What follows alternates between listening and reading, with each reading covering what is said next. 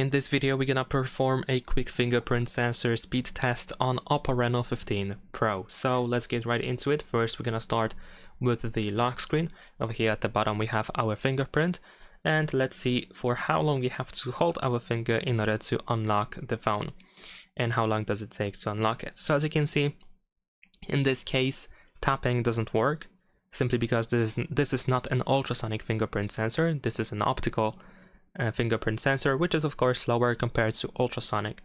But we don't have to hold our finger for too long in order to unlock our phone.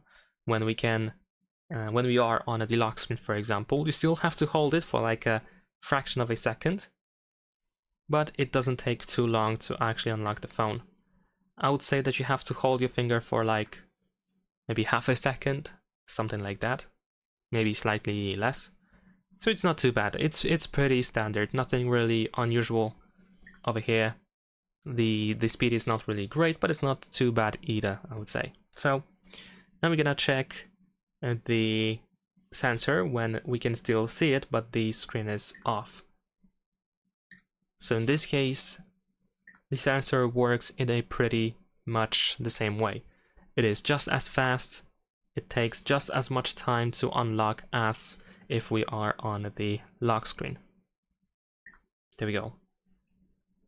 So unfortunately, of course, the ultrasonic sensor would be much better in this case, but considering this is the optical sensor, I would say it's pretty great. The animation doesn't take too long to actually unlock the phone as well, so it's pretty decent. But what I'm interested the most is how the phone reacts when the sensor is not visible, because if you turn off your phone, then as you can see, for a couple of seconds we still have the sensor displayed, but once the display turns off the sensor, then of course it's gonna take more time to unlock the phone. So let's touch and hold, and in this case it takes definitely longer time to unlock the device.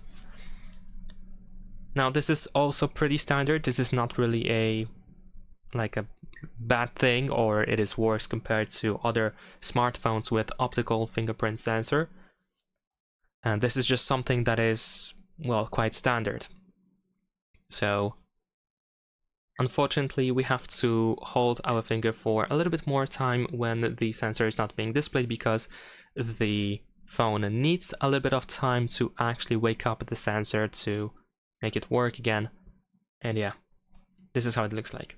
So I would say that the fingerprint sensor is pretty standard. It's good.